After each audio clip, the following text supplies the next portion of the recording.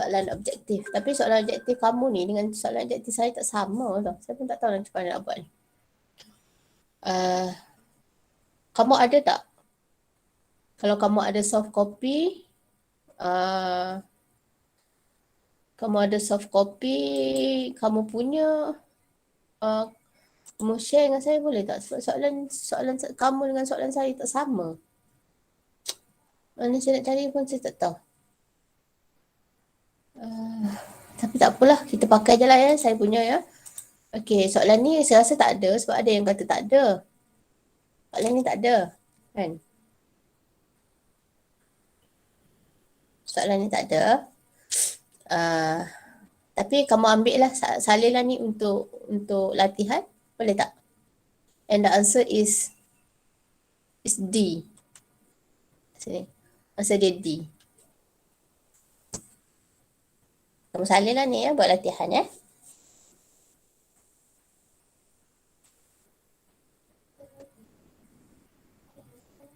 Okay. Kamu salin ni sebagai latihan.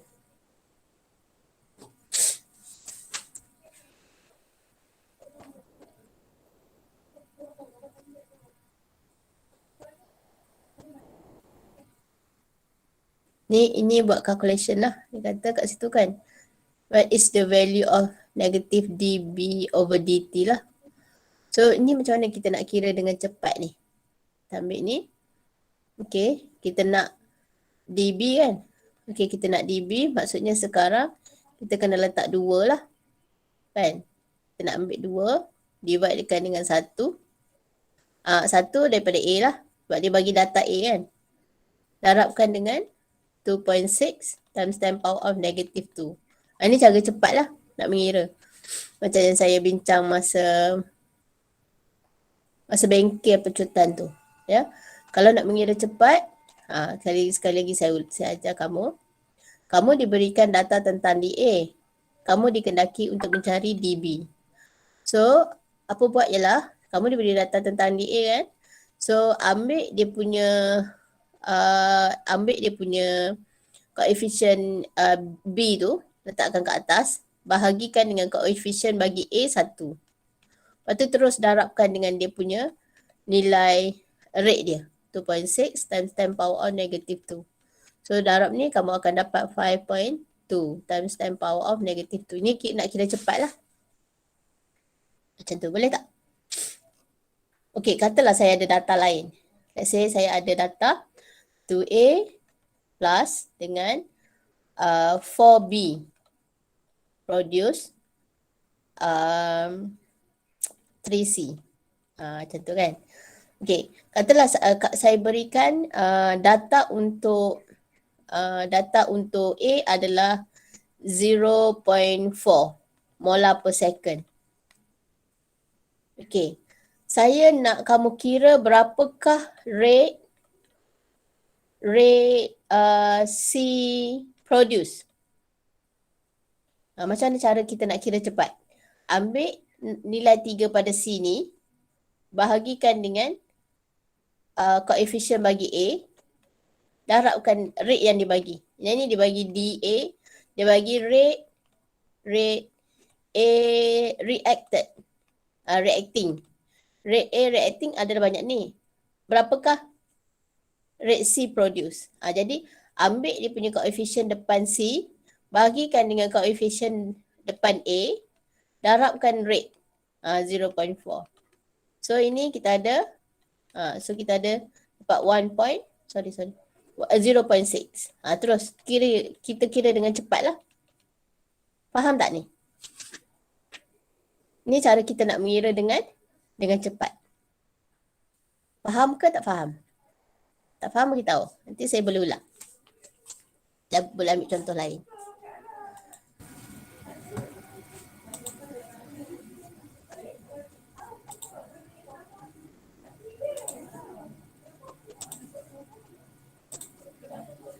Boleh ke tak? Kamu nak contoh lain ke? Nak contoh lain tak? Contoh lain, madam. Boleh.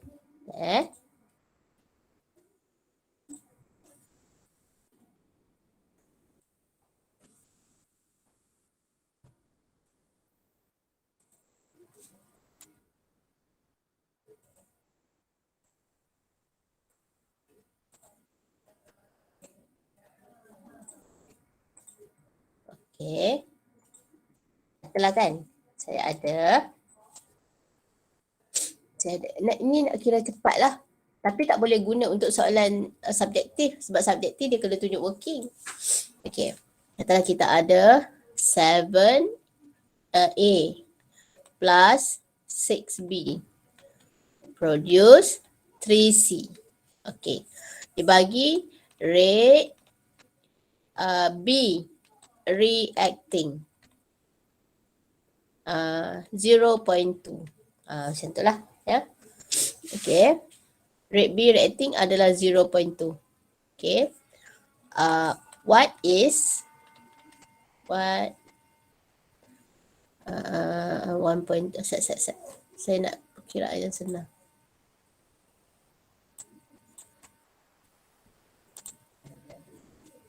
Okay. 1.2 molar per second lah. What is, calculate lah. Calculate rate rate A reacting. Kita nak cari, kita diberi B tapi kita kena cari A. So apa buat ialah ambil koefisien depan A ni, letak 7. Ambil koefisien depan B, sebab B dibagi B tau. Dividekan dengan 6. Ambil data B 1.2. Yang ni kita ada 0.2. So tu dapat 1.4 molar per second. Nampak tak tu? Faham tak? Faham, madam. Okay. Sekarang, okay. Kamu cuba kira rate C produce. Apa buat?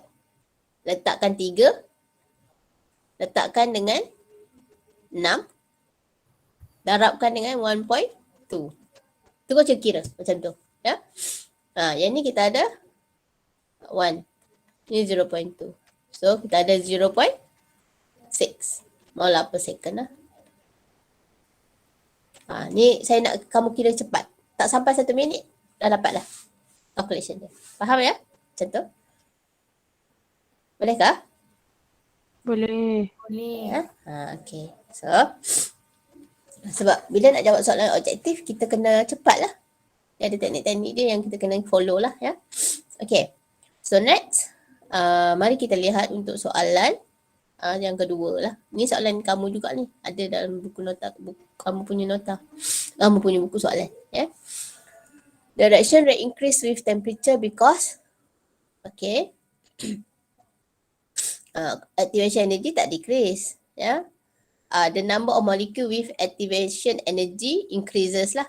Jadi tadi pada suhu T2 kan, banyak molekul mempunyai kinetic energy equal to or higher than EA lah. Ya, jadi the number of molecule with activation energy bertambah lah. Ya, dia ada macam ni. Pada suhu yang tinggi, banyak molekul mempunyai kinetic energy equal to or higher than EA. That is 2D lah. Ya, number 2 is D.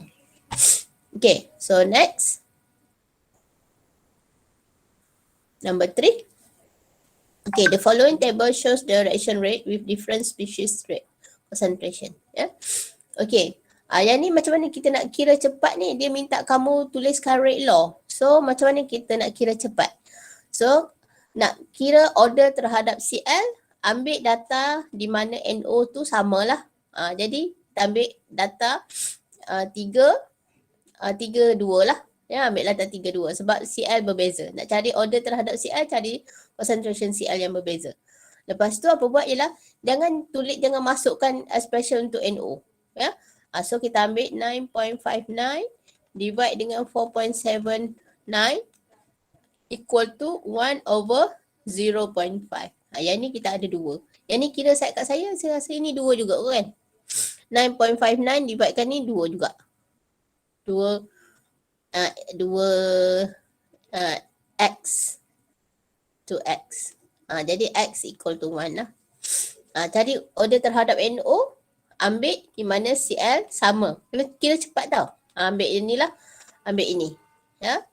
Jadi kita ada 4.79 dividekan dengan 1.19 equal to, ambil tulis untuk NO saja. Yang ni jangan tulis lah. Cl jangan tulis sebab nanti kita dividekan dia dapat 1. So kita akan dapat 1 dividekan dengan 0.5 Y. So ini kamu kira dapat berapa ni? Saya tak pasti. Yang ni dapat 2, saya tahulah. 4.79 dividekan dengan 1.19 dapat apa? 4. 4 ya.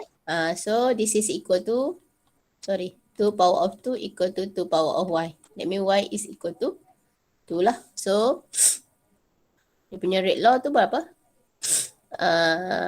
Okay. NO adalah 2. NO 2. Cl 1. So C lah answer. Boleh ha? Kena kira cepat tau yang ni. Ya. Okay. Dah ya? So answer is C. Kamu cuba buat balik lah ya. Yang ni pula. The rate formation of water. Kamu diberikan ini. Ya. Rate formation of water. Rate formation of water mana? Water ini. Kan? What is the rate of formation of hydrogen peroxide? Jadi nak kira cepat apa buat? Ialah ambil 5. Hydrogen peroxide kan. Bahagikan dengan 8. Darabkan dengan 0.035. Kamu dapat berapa tu? Answer is B lah. Sebab ada jawapan dekat sini. Betul? Kalau dapat soalan macam ni kena buat teknik yang saya ajar tu lah ya.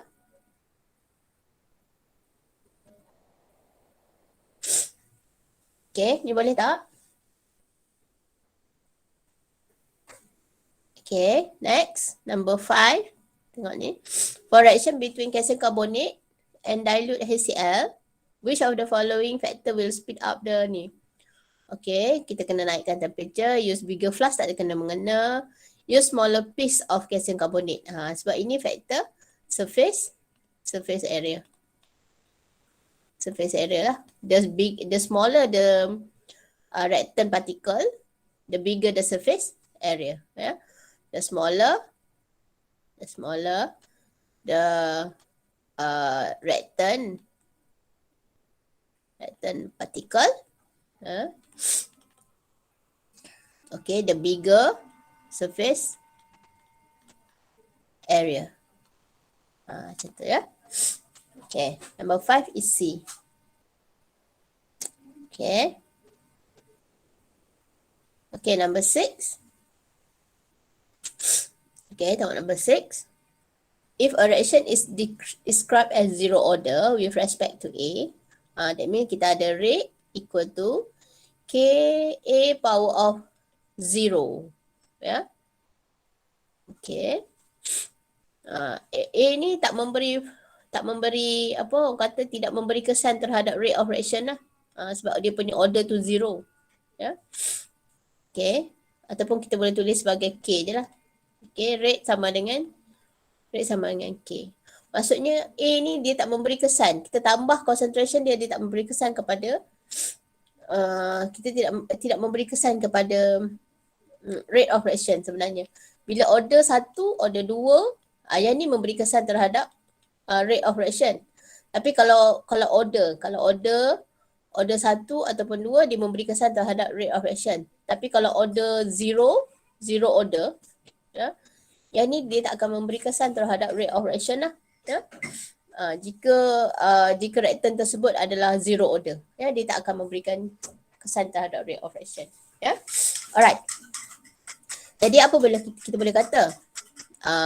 Sebenarnya A is a catalyst. Tak boleh kata macam tu. A does not involve in the rate determining step. Ya, betul. Yang ni yes. Okay, lagi satu, the value of rate constant is independent of A. Ini pun ya. So that means for 6, answer is B and C. Yang ni tak lah. Number 6 tu, the answer is B and C.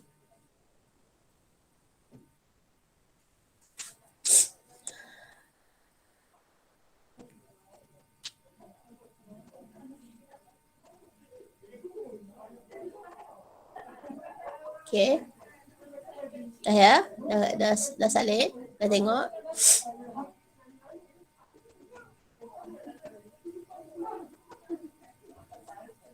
Dah kah?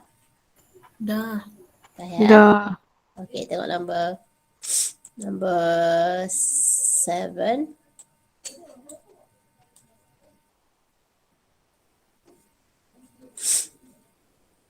Okay, number 7.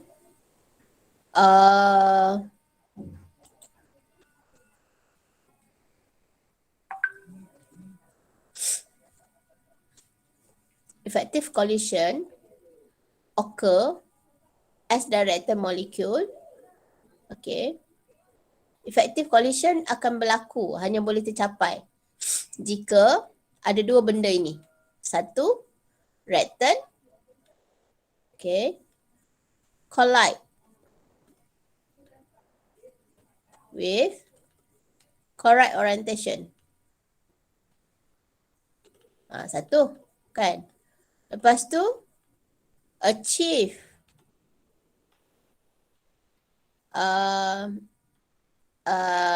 activation energy. Okay, cuba tengok. Pilihan dia bagi 1, 2, 3 ni. 2 ni yes. Collide at the right orientation. Collide with the minimum energy. Yang ni tergantung lah ayat dia ni. Collide with minimum energy. Supplied with maximum temperature. Ni ayat dia pun tak berapa pasti. Collide with minimum energy equal tu. Boleh tak saya tambah sikit ayat dia. Equal to activation energy. Kalau collide with minimum energy equal to EA, jawapan dia boleh. Kalau without the equal to EA ni, kita boleh terima ayat dia. Ya? So saya betulkan ayat dia kat situ. Equal to EA lah. Buat saya meronda hari ni. Mana dia tahu? Ha? Awang nenek tu? Bagus Terkejut lah. Terkejut. Taruh kita, wui. Kelas ni. Pengarah depan. Saya baru habis. Baru habis. Okay. Collide with the minimum energy equal to EA. Kita tambah sikit ya. Tambah sikit. So kita letak jawapan dia 3 lah. Yang ni kalau tak, ayat dia tergantung, tak pasti. Ya. So saya tambah sikit ayat dia equal to EA. Then we can put answer as 2 and 3. Ya. Salin tu. And then we can choose the answer as 2 and 3 lah.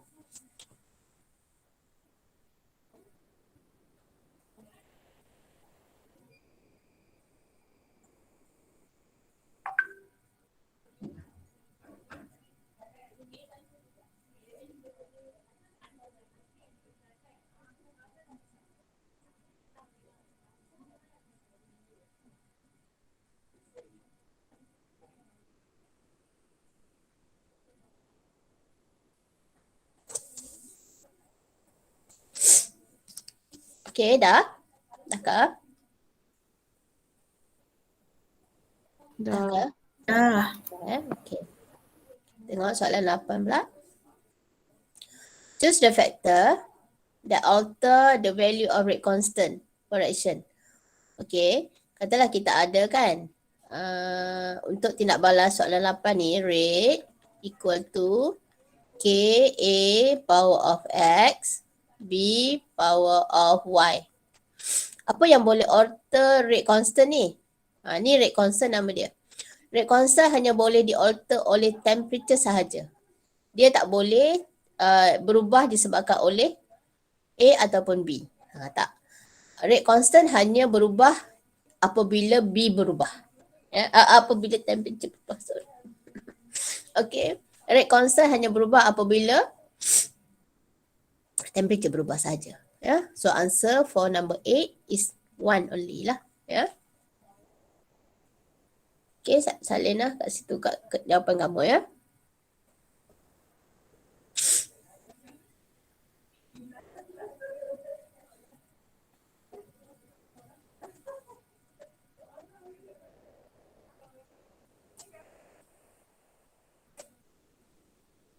Okay, dah?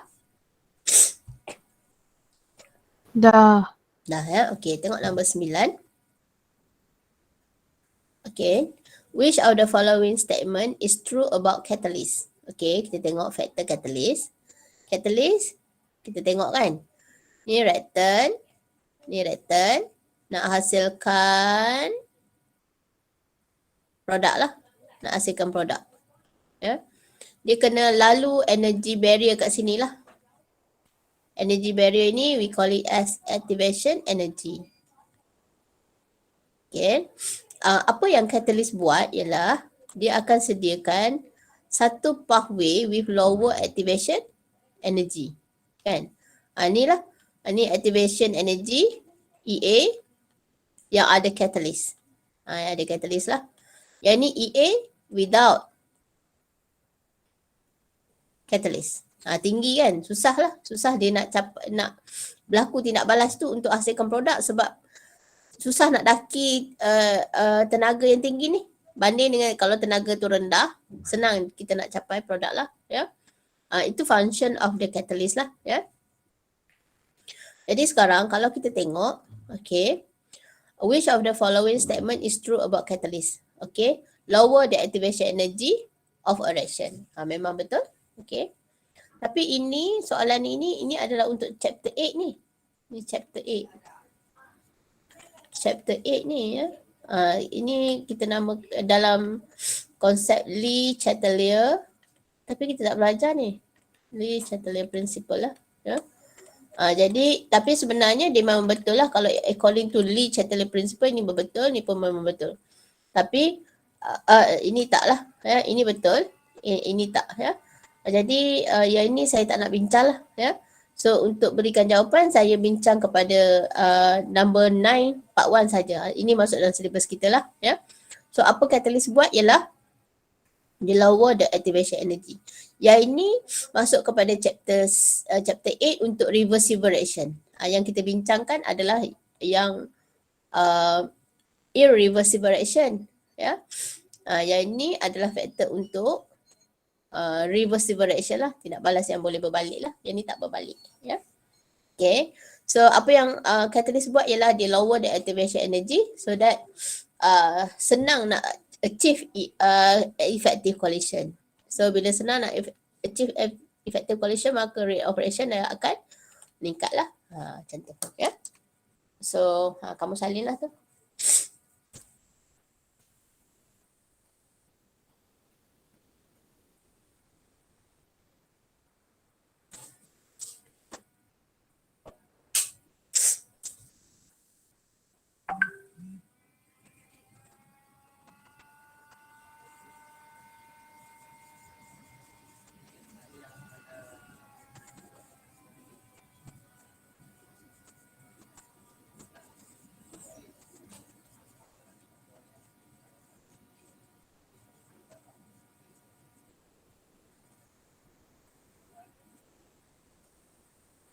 Dah?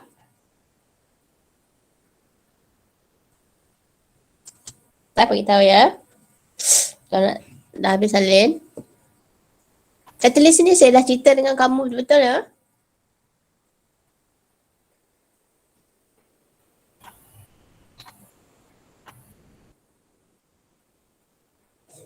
Okey kah? Dah kah? Dah. Dah ya? Okey. Ada apa-apa yang kamu nak tanya kah? Tak ada ya?